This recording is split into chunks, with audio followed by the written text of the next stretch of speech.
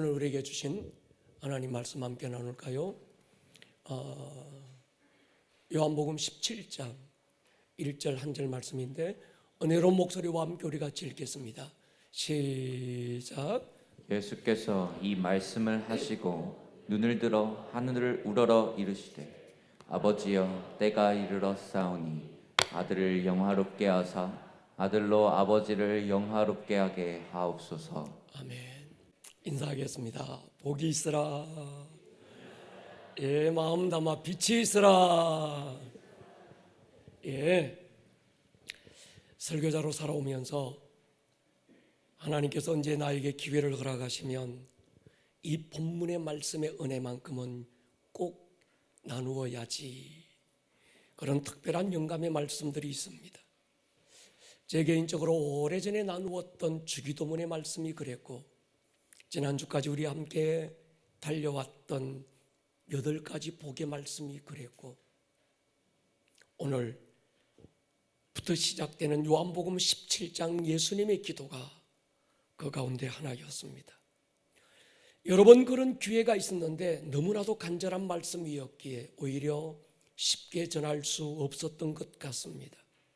더 많이 기도하고 더 많이 성숙해진 다음 내 안에 주님의 마음을 충분히 담았다고 생각되는 그때 나누어야지 미루고 미루었던 말씀이 요한복음 17장의 말씀입니다.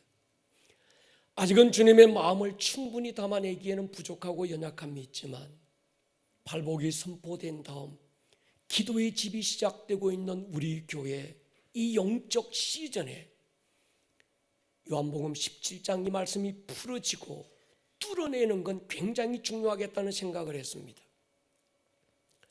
이 말씀을 전하기에는 제가 굉장히 부족하다는 걸 압니다. 그래서 한 시대 획을 건 세계적인 설교자 마틴 로이드 존스 목사님의 책에서 많은 영감을 얻었지만 성도님들의 중보 기도가 제게는 가장 큰 힘이 될 것입니다. 요한복음 17장은 처음부터 마지막까지 예수님의 기도로 채워져 있지요. 우리가 일반적으로 예수님의 기도라고 생각하면 마태복음 6장이나 누가복음 11장에 나오는 주기도문이 예수님의 기도라고 생각하는데, 주기도문은 우리에게 가르쳐 주신 주님의 기도 티칭이지요. 주님의 실제적인 기도는 요한복음 17장입니다. 사람이 가장 진실해지는 2가지 순간이 있대요. 하나는 기도하는 순간이고 하나는 임종의 순간이라고 합니다. 기도할 때 사람은 진실해져요. 없으면서 있는 채 하지 않고 있으면서 없는 채 가면을 쓰지 않습니다. 없으면 없는 대로, 어쩌다가 넘어지고 냄새나면 또 그 모습 그대로 주님 앞에 엎드려 긍휼을 구하는 거지요. 임종의 순간에 자존심 부릴 일도 없습니다. 용서 못할 사람이 없고 이해할 수 없는 상황이 없는 것만 같습니다. 오늘 예수님의 이 요한복음 17장의 기도, 십자가의 죽음을 앞두고 하나님 아버지 앞에 깊은 기도를 드리고 있다는 것에 큰 영적 권위가 있습니다. 이 기도에 무슨 가식이나 꾸밈이나 억지로 포장된 욕심이 없습니다.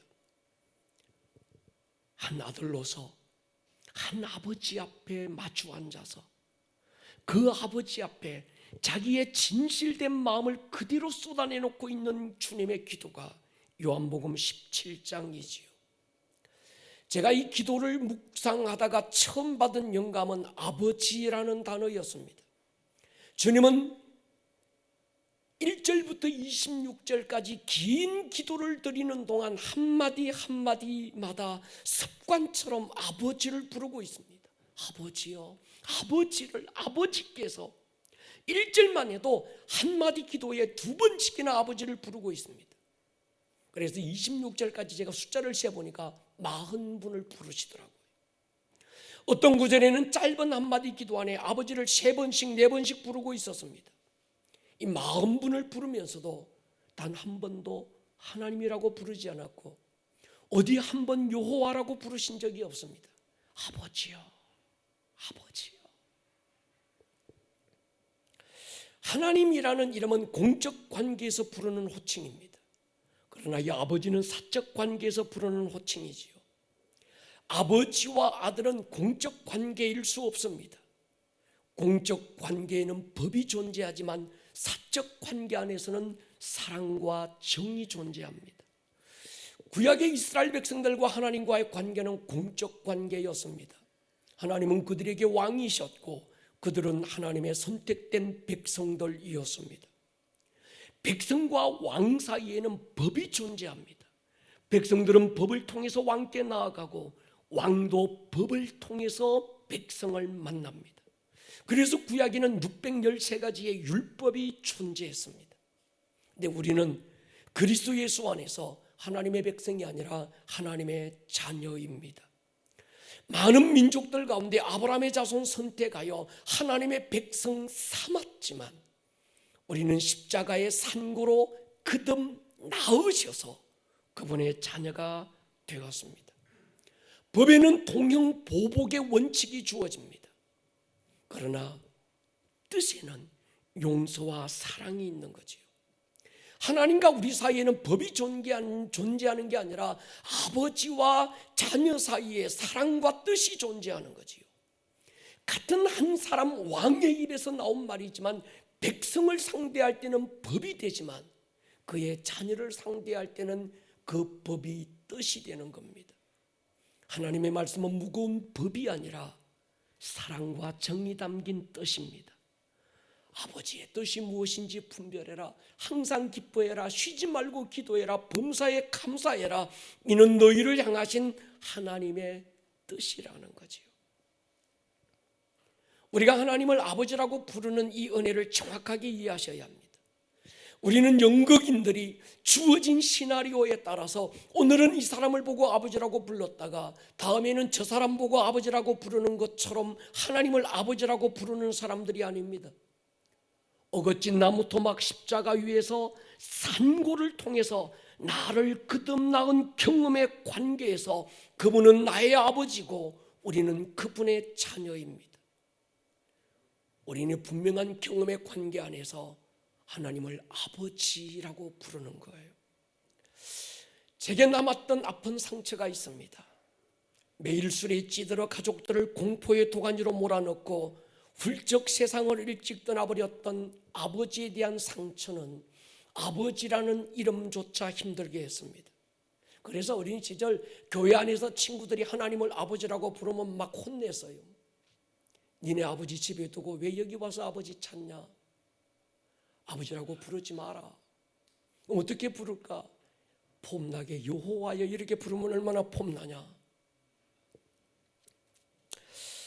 여러분, 하나님이 내게 그런 아버지 같은 분이라면 그런 하나님을 믿고 싶지 않았던 거지요. 남자들에게 아버지라는 이름만큼 영광스러운 이름이 없는데도 잘못된 아버지상은 하나님 아버지에 대한 오해를 만들었습니다. 이것이 제 영적 생활에 얼마나 큰 오해와 손해를 가져왔는지 그 당시는 몰랐습니다. 하나님을 알면 알수록, 목회를 하면 할수록 뼈저리게 느끼는 것이 잘못된 아버지상이었어요. 하나님의 아버지 되심이 어떤 것인지 내 자녀들에게 나타내주고 가르쳐주라고 아버지라는 동일한 이름 나에게 주셨지요. 하나님의 자애로움을 내 자녀들에게 나타내주고 알게 하라고 엄마라는 이름을 모든 엄마에게 주지 않으셨을까요? 근데 잘못된 아버지, 잘못된 어머니상은 사랑이라는 이름으로 또 다른 상처를 대물림합니다. 그것이 하나님을 알아가는데 얼마나 무서운 그림자가 되는지 우리는 알아야 될 필요가 있습니다. 구겨진 아버지 상을 가진 사람, 하나님의 사랑을 잘 이해하기가 어렵더라고요. 아무리 하나님이 사랑의 하나님이라고 말하는데 하나님은 무섭고 두려운 심판의 하나님으로만 남게 됩니다. 가까이 하기엔 너무 먼 당신, 그분이 되는 거죠. 잘못된 하나님 아버지 상은 제 목회 사역의 큰 그림자가 되었습니다. 육신의 아버지를 통해서 경험된 하나님 아버지, 그 아버지의 마음이 내 안에 없으니 나누어 줄 아버지의 마음조차 없었습니다. 설교자로서 한 교회 영적 아비로서의 갈등이 이거였습니다. 강단에 서서 내가 하나님의 말씀을 나누지만 하나님 아버지의 마음이 어떤 것인지 경험이 없으니 그 마음을 나누어 줄 방법이 없었습니다. 힘들고 고난 속에 기도해 달라고 부탁하는 성도들의 머리에 손을 얹고 기도는 해주지만 제 안에 하나님 아버지의 눈물이 없고 하나님 아버지의 가슴앓이가 느껴지지 않았던 거지요.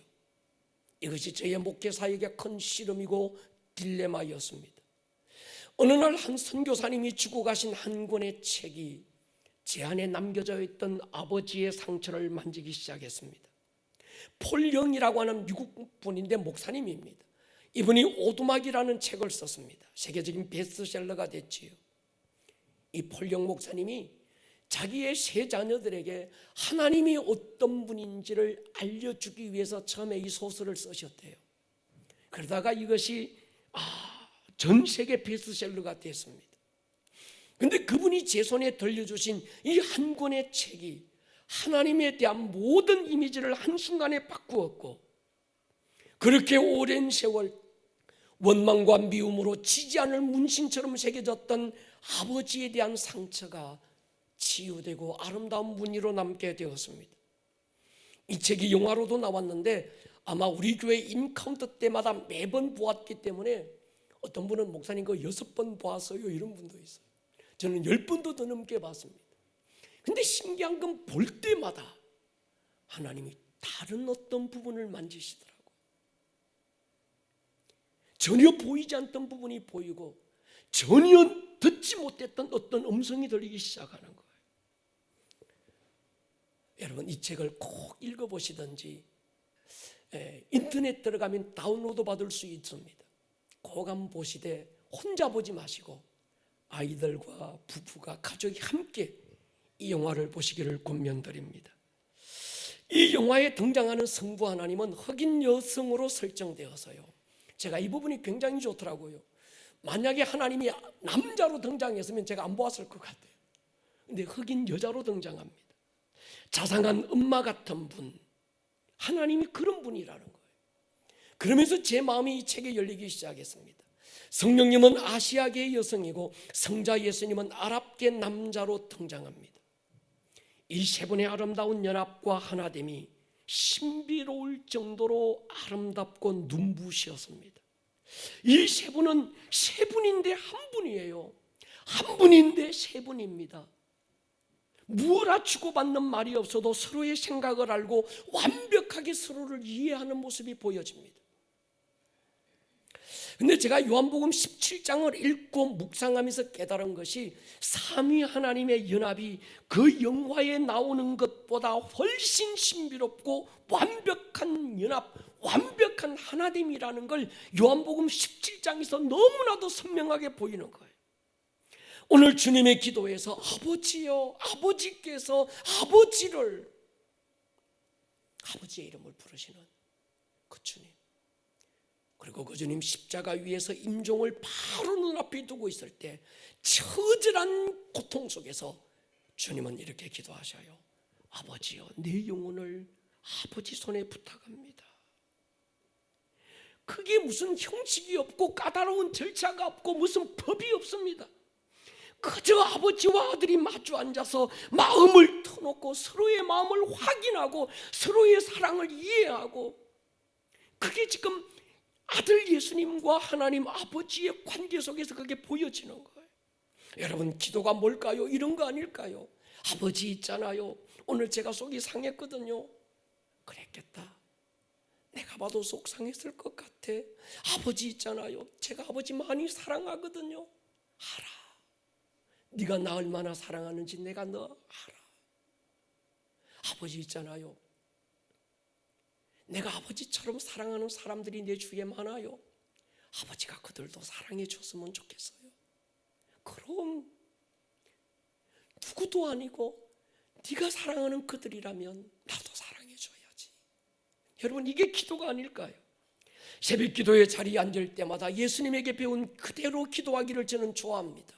무릎 팍 꿇을 때마다 첫 마디가 아버지요, 내 아버지요, 아버지요.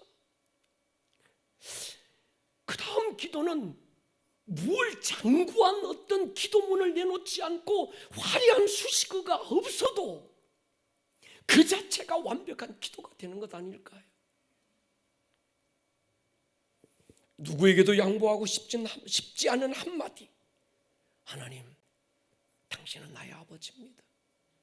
주 예수여, 당신은 나의 구세주입니다. 주기도문에서 주님이 분명하게 가르친 게 이 사실입니다. 너희는 이렇게 기도해라. 하늘에 계신 우리 아버지여. 기도는 공중에 흩어뿌리는 게 아니지요. 막연하게 어디에 계실 그분에게 던져버리는 축구공 같은 게 아닙니다. 하늘에 계신 방향이 정확합니다. 나의 아버지여, 내 기도를 들으시는 그분이 누군지, 기도하는 나는 그분과 어떤 관계가 있는지 너무나도 분명한 거지요. 여러분, 이것이 정확해야 기도의 내용과 범위와 태도가 결정되는 거예요. 내 아버지께 구하는 것과 이웃집 아저씨에게 구할 수 있는 크기와 방법과 태도가 다르지 않을까요? 제게 두 아들이 있는데 이 두 아들은 지네 집도 아니면서 우리 집에 들어오면서 비밀번호 지 맘대로 누르고 들어옵니다. 노크 한 번 한 적 없습니다. 물어보고 이 냉장고 문을 연 적이 없어요. 장가간 아들이나 안 가던 아들이나 똑같은 거예요. 이게 아들 때문에 권리가 아니겠냐는 거예요. 우리의 기도를 들으시는 그분이 우리의 아버지라는 사실 너무 중요합니다. 할렐루야. 우리는 그분으로부터 태어난 경험의 자녀입니다. 십자가의 산고를 통해 거듭 태어난 경험을 통해서 그분은 우리의 아버지시고 우리는 그분의 자녀가 되어서 그분 앞에 기도하는 거예요. 이것이 우리의 신분이고 정체성이죠. 이것이 기도인 거지요. 영국인들이 대본상 오늘은 이 사람을 아버지라고 부르고 내일은 저 사람을 아버지라 부르는 것과 다른 얘기지요. 부모 이름 고아들이 고아원 원장을 아버지라고 부르는 것과 다른 얘기입니다. 아버지는 자녀를 책임져야 될 의무가 있고 자녀는 아버지로부터 가장 좋은 것으로 양육받을 권리가 있지요. 여러분, 기도는 부담이 아니라 성도의 특권입니다. 동의하십니까? 예배는 무거운 의무가 아니라 하나님을 아버지라고 부르는, 하나님 그분으로부터 태어난 경험을 가진 자녀들만이 누릴 수 있는 특권이죠. 자녀는 무엇을 해서 아버지의 기쁨이 되는 거 아닙니다. 존재 그 자체만으로도 아버지의 기쁨이고 위로인 거지요. 어떤 기도를 들어보면 스스로를 종처럼 여기고 기도하는 사람들이 있습니다. 애걸복걸하고 사정하고 막 뭘 해야 하나님이 나의 기도를 들어주시는 것처럼 착각하는 겁니다. 여러분, 그건 종이나 하는 겁니다.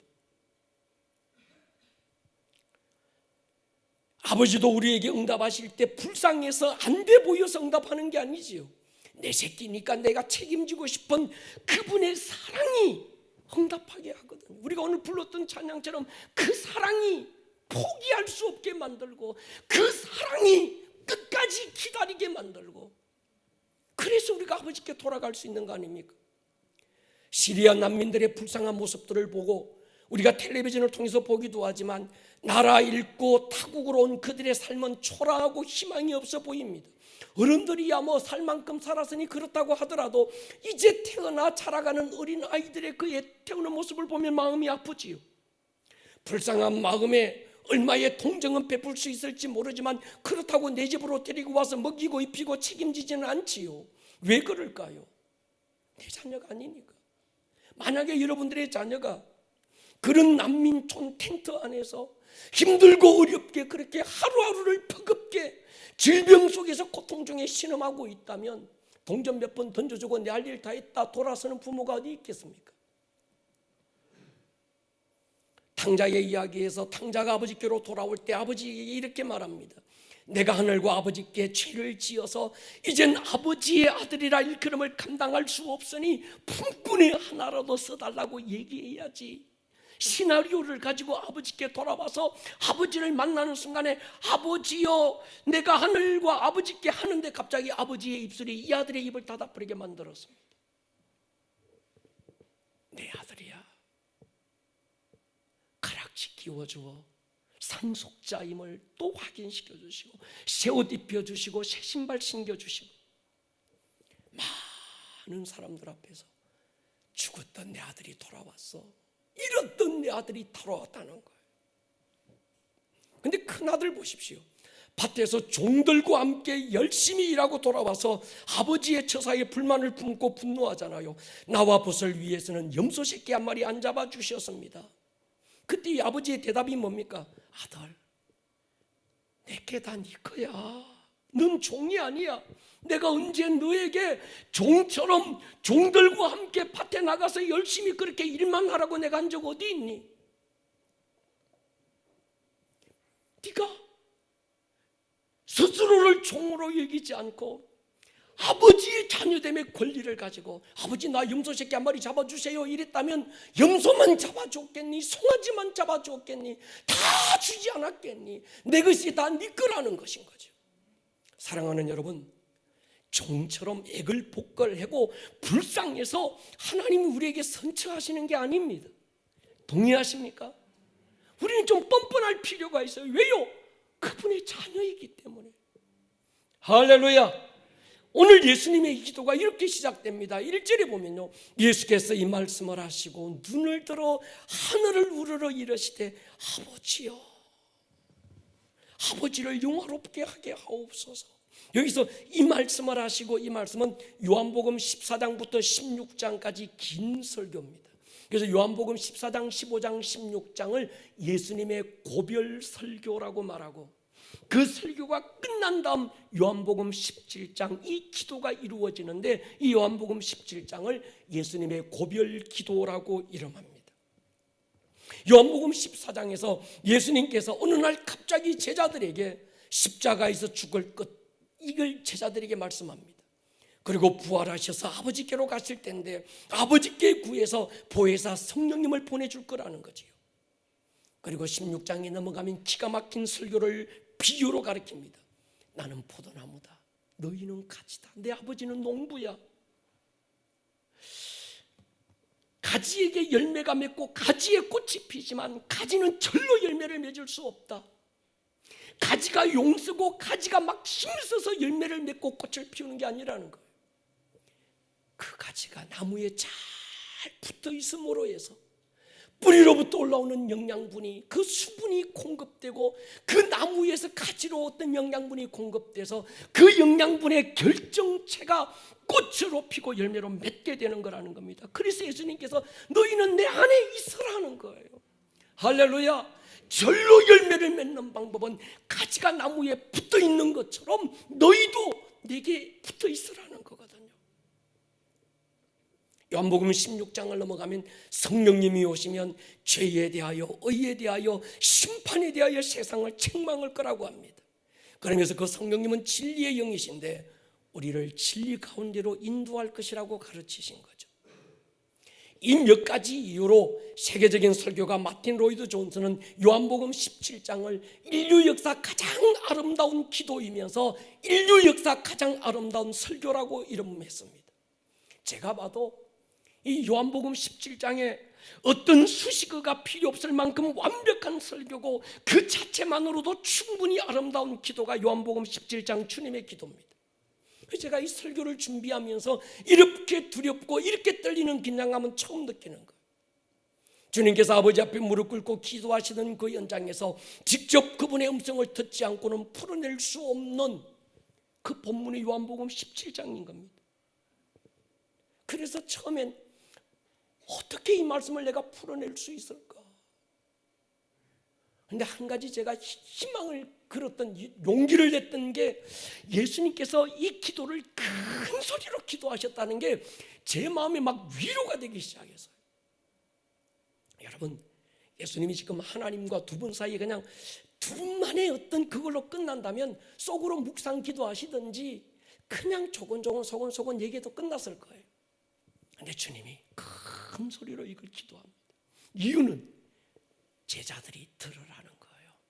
듣고 기록하라는 겁니다.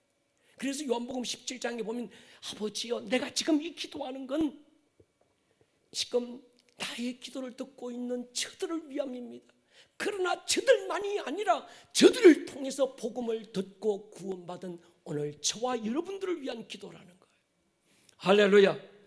여러분, 바울이 에베소 교회를 위해서 기도했던 그 반복된 기도, 오늘 주님의 마음이 우리 안에 부러지기를 기도합니다. 그의 영광의 풍성함을 따라 성령으로 말미암아 나의 속사람을 능력으로 강건하게 해주십시오.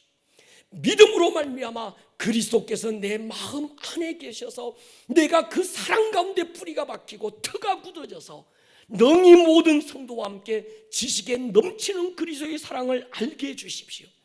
너비와 길이와 높이와 깊이가 어떠함을 깨달아 하나님의 모든 충만하신 것으로 하나님 나를 덮어주십시오. 기도하다 보면 주님의 마음이 제 안에 부어지고 있는 게 느껴집니다. 그래서 요한복음 17장 1절 말씀 가지고 막 타이핑을 치고 나가는데 너무 많이 쳐서 또 줄이고 한 번 가지고 안 돼서 다음 주 요한복음 17장 1절로 한 번 더 우리가 은혜를 나누고 그것 가지고 또 안 될 것 같아서 그 다음 주 세 번째 주 또 이 본문 가지고 한 번 더 은혜를 나누어야 주님의 마음이 풀어질 것 같은 거예요. 제가 존경하는 스코틀랜드 종교개혁가 존 낙스가 생을 마감할 때 그의 아내에게 한 가지를 부탁합니다. 나를 위하여 울지 마라. 다른 아무런 기도도 하지 마라. 나에게 요한복음 17장을 읽어달라. 아내가 읽어주는 요한복음 17장을 읽으면서 존 낙스가 하나님께로 가게 됩니다. 이 존 낙스가 남긴 유명한 한마디가 제 젊은 시절을 움직이는 동력이었어요.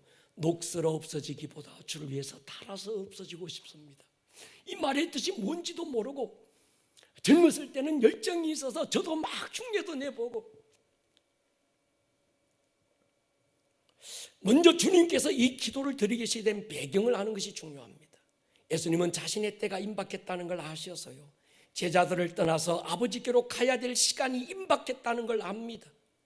그리고 그 일이 남겨진 제자들에게는 얼마나 심각하고 얼마나 근심되는 일인지를 알고 계셔서요 그래서 요한복음 14장 1절에 너희는 마음에 근심하지 마라. 하나님을 믿으니 또 나를 믿으라. 내 아버지 집에 할 곳이 많다. 내가 지금은 가지만 내 아버지께 가서 그처를 위하여 다 너희를 위하여 그처를 준비하고 나면 내가 다시 너희에게로 와서 너희를 나 있는 곳에 함께 있게 할 것이다. 안심시켜 주시죠.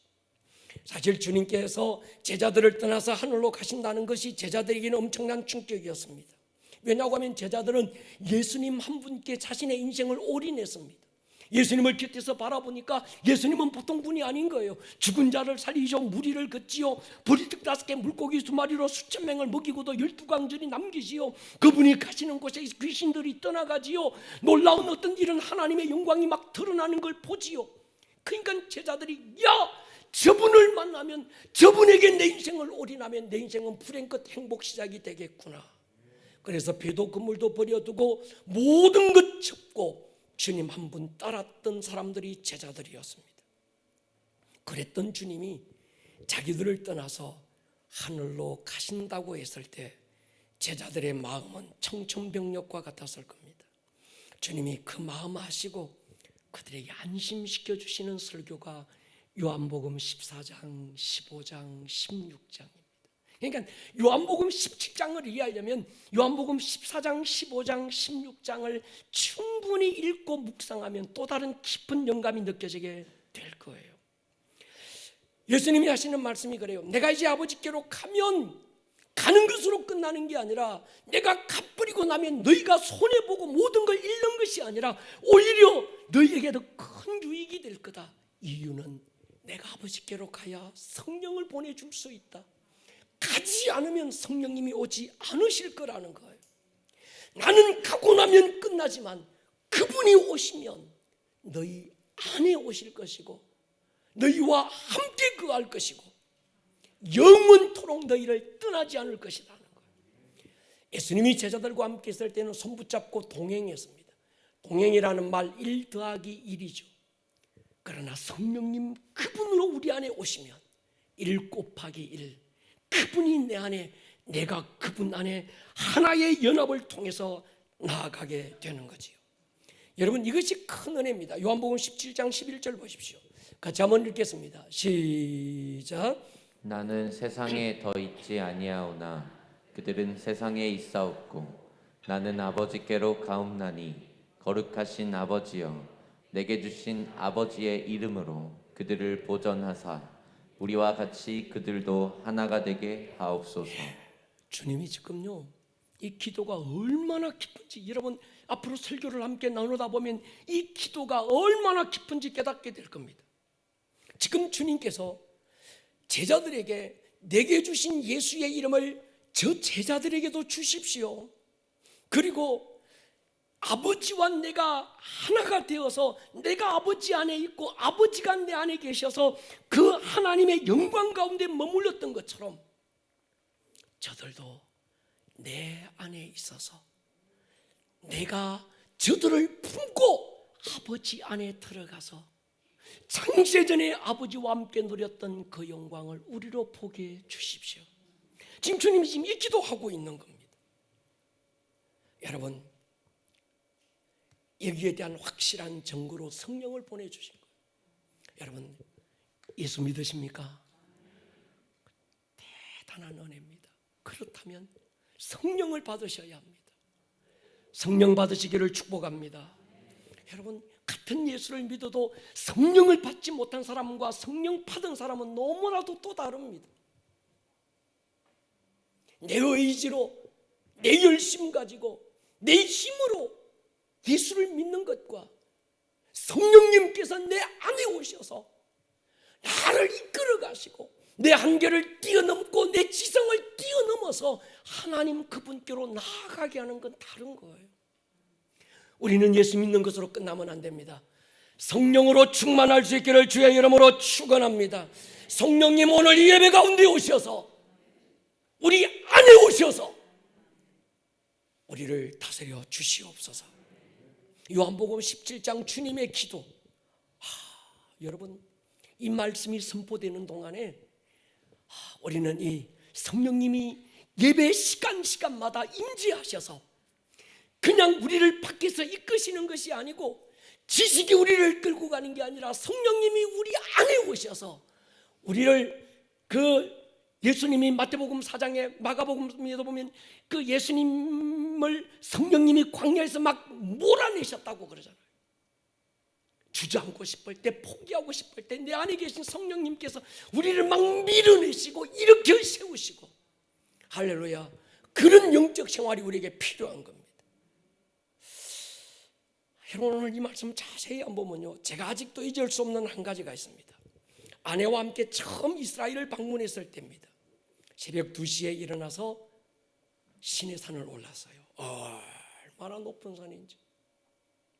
절반은 낙타를 타고 올라가고 절반은 걸어서 올라갔습니다.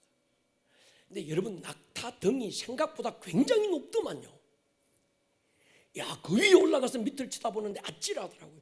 깜깜한 밤에 그 낙타 등에 의지해서 그 비탈지고 험한 시내산을 지금 올라갈 때 처음엔 굉장히 두려움도 있더라고요. 근데 어느 순간 하늘을 바라보는데 별이 쏟아진다는 게 이런 느낌이더만요. 그 밤하늘에 은하수, 그 아름다운 별들이 춤을 추는 그 모습 말이죠.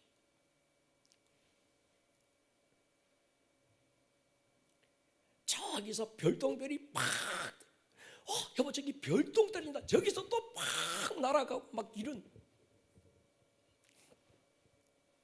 그 형언할 수 없는 색깔들의 그 오로라.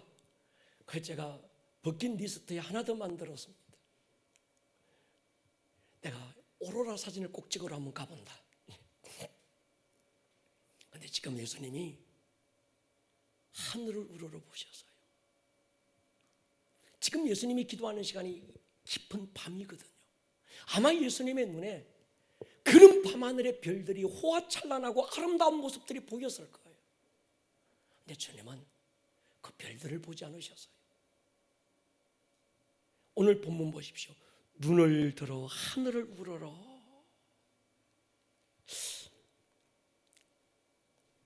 지금 우리 주님이 하늘을 우러러 보셨어요. 근데 예수님은 이 순간만이 아니라 성경 곳곳에 하늘을 우러러 보시는 게 주님의 습관 같아서요. 성경 보면요, 마태복음 7장에 기먹은 사람 고칠 때도 잠시 하늘을 우러러 봅니다. 베다니 나사로 죽음에서 살리실 때 하늘을 우러러 보시고, 베세다 들판 수천 명 굶주린 군중들을 먹이실 때 한 아이가 내어드린 보리떡 한 조각 들고 하늘을 우러러 보시고, 저는 그렇게 생각합니다. 주님의 이 작은 행동 하나가 마지막 십자가를 이길 수 있는 힘의 원천이 되지 않았을까요? 사람이 가장 두려운 순간은 자기 죽음의 때를 아는 거래요. 얼마 못 삽니다. 3개월이에요. 어떤 시한부가 선고될 때 굉장히 두렵답니다. 어느 병원에서 새로운 항암 유전자 치료법을 개발하고 임상 실험 대상자를 공개 모집했습니다. 난 몇 명 올 줄 알았는데 2,000명이 줄을 섰어요. 여러분, 임상 실험은 아직 효과가 검증되지 않은 상태, 심각한 부작용이 나타날 수도 있고 상태가 더 악화될 수도 있는데 수많은 사람들이 자기의 목숨을 담보로 하고 실험 대상이 되겠다고 신청했다는 건 죽음에 대한 두려움이 누구에게도 있다는 거지요. 여러분, 우리는 그런 분들만 시한부 인생을 사는 분이라고 그러는데 사실 우리 모든 인생은 태어날 때부터 시한부 인생들이잖아요. 이 땅에서 삶이 영원하진 않잖아요. 언제 딱 마지막 시한부의 선을 끊고 살아간다는 건 죽어가고 있다는 것과 동일한 의미로 우리는 살고 있는 거거든요. 그런데 우리는 영원히 안 죽을 것처럼 어느 누군가가 시한부 인생의 선고를 받고 나면 참 불쌍한 모습처럼 바라보면서 나는 안 죽을 것 같은, 나는 시한부 인생이 아닌 것처럼 착각하는 겁니다. 여러분, 우리는 모두 시한부 인생들입니다. 할렐루야. 지금 보십시오. 주님은 자신의 죽음의 때를 알고 있었어요. 그럼에도 요한복음 16장 34절에 3절에 이렇게 얘기합니다. 이것을 너희에게 이르는 것은 너희로 내 안에서 평안을 누리게 하리 함이라. 세상에서는 너희가 환난을 당하나 담대하라. 내가 세상을 이겼다. 주님은 죽음의 무기로 세상을 지배하고 있는 사망 권세자를 이미 이겼다고 선포합니다. 아직은 십자가 지기 전이고 부활을 경험하기도 전에 주님은 세상을 이미 이겼고 이긴 자로 살고 계신 거예요.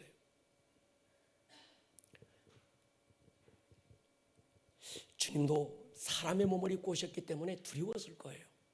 근데 그 두려움을 어떻게 이겼을까? 하나 같아. 하늘을 우러러. 우르르라는 단어를 제가 한참 곱씹었습니다. 그냥 바라보는 게 아니라 존경과 사랑을 담은 시선이지요. 예수님은 하나님과 동등된 분이심에도 불구하고 아들의 모습으로 오셨을 때 자기를 낮추어서 아버지를 우러러 보신 거지요. 여러분, 믿음으로 산다는 말이 뭘까요?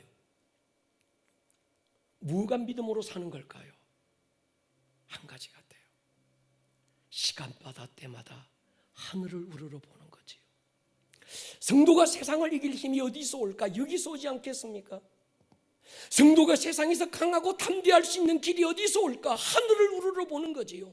내게 연약함이 있고 내 안에 어떤 부족함이 있지만 그 연약함에 절망하지 않고 소망 중에 즐거워할 수 있는 길이 여기 있는 거지요. 돌아보면 여전히 상황은 바람이 불고 파도가 몰아치고 있지만 나의 눈을 우러러 보면 파도를 밟고 내 곁에 두 팔 벌리고 계신 주님을 보이지 않을까요?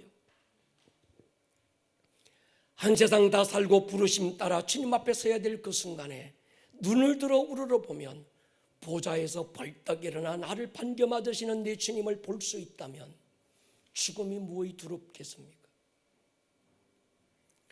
시편 121편 보십시오. 같이 한번 믿음으로 선포할까요? 1절 2절이죠. 시작. 내가 산을 향하여 눈을 들리라. 나의 도움이 어디서 올까?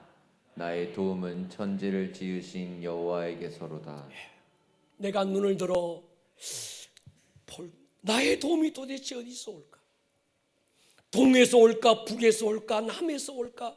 아니면 서쪽에서 나의 도움이 올까? 세상 어디 어떤 누군가를 통해서 나를 도울 자가 있을까? 바라보지만 여러분, 우리의 도움은 사람에게서 오는 것도 아니고 세상으로부터 오는 것도 아닙니다. 눈을 들어 하늘을 볼 수 있기를 축복합니다. 나의 도움은 천지를 지으신 여호와에게서로다. 땅에 그 바라보면 길 잃고 사람 바라보면 낙심하고 세상 바라보면 두려움에 빠질 수 있습니다. 아무도 나를 도울 리 없는 것 같고 이 넓은 세상 천지에 고독한 섬처럼 나만 홀로 외로이 버려진 것 같은 그런 두려움이 나를 엄습해 올 때 우리는 눈을 들어 하늘을 바라보며 그 아버지가 할렐루야. 그 눈에 하나님이 보이는 사람은 교만하지도 않지만 두려워하지도 않는 거지요. 나의 자금을 알고 하나님의 크심을 알게 되고 나의 참 소망, 이 믿음의 확신, 하늘로부터 오는 겁니다. 여러분 보십시오. 왜 낙심합니까? 왜 우리가 절망하고 왜 우리가 두려워합니까? 주님이 안 보이는 거예요. 어느 순간 보니까 내 눈에 주님이 안 보여. 주님이 안 보이면 세상만 보이는 거예요. 사랑하는 여러분, 지금 어디를 보고 계십니까? 무엇을 보고 계십니까? 상황을 계산하고 있는 건 아닙니까? 연약한 자신도 보지 마십시오. 눈을 들어 주를 보는 거예요. 우리 예수님 마지막 기도가 그잖아요. 아버지요, 내 영혼을 아버지 손에 부탁하나이다. 어떤 염려, 어떤 권심, 어떤 절망, 아버지 손에 부탁하십시다. 할렐루야. 그분이 내 아버지라면 그러잖아요. 이웃집 아저씨 말고 먼 나라의 왕이 아니라 나를 거듭 낳은 경험의 관계 속에서 그가 나의 아버지라면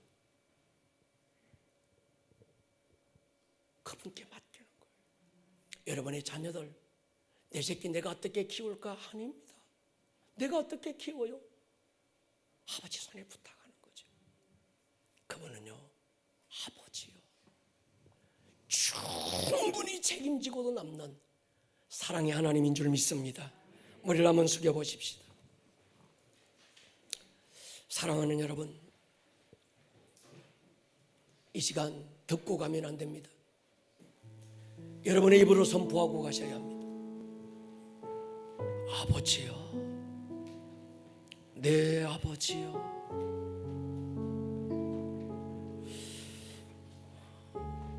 성경에 그렇게 기록되어 있기 때문에, 아니면 다른 사람들이 그렇게 부르니까 나도 아버지라고 부르는 것이 아닙니다. 아버지요,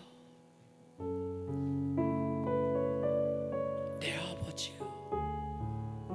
눈을 들어 하늘을 우러러보시면 거기에서 나의 연약함을 하나님의 강함으로, 나의 미련함을 하나님의 지혜로 덮어주시고 제한 없이 안겨주시는 그 아버지의 손이 보일 겁니다. 한 주간의 삶 아버지께 맡겨보세요. 여러분 근심하고 낙심하고 고민하고 있는 모든 것 아버지 손에 부탁합니다. 맡기고 가셔야 합니다. 아버지가 책임지는 걸 보실 거예요.